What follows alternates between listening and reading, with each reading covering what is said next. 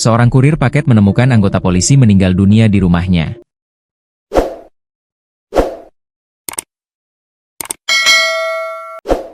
Awalnya kurir paket curiga mencium bau tidak sedap saat mengantar barang ke rumah anggota polisi bernama Aibda Hendra. Lantas melongo ke dalam melalui jendela hingga melihat Aibda Hendra sudah tergeletak tak bernyawa. Penemuan kurir paket itu di rumah yang terletak di RT 26 Pematang Sulur, Kecamatan Telanaipura, Selasa, 20 Mei 2025. Diketahui anggota Polres Muaro Jambi Aibda Hendra tinggal di rumah itu seorang diri.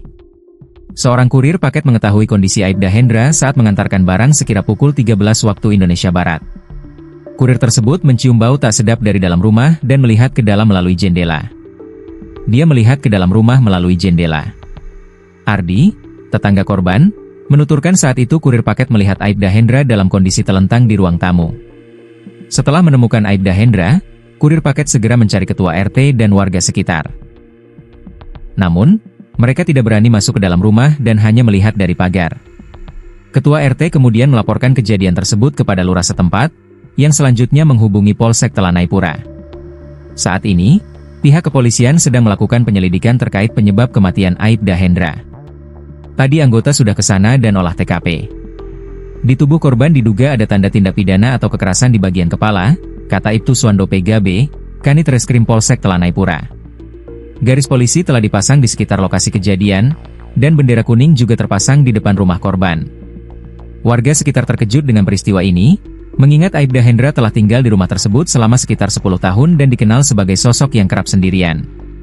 Terakhir kali warga melihatnya adalah pada Sabtu, 17 Mei 2025, saat ia terlihat sehat mencuci sepeda motor. Kami menduga beliau telah meninggal beberapa hari sebelum ditemukan, ujar seorang warga. Kapolres Muaro Jambi, AKBP Heri Supriawan, juga hadir di lokasi untuk memantau situasi. Ya, beliau anggota polisi. Kurang tahu dinas di mana, sekarang jenazahnya sudah dibawa ke RS Bayangkara, tuturnya.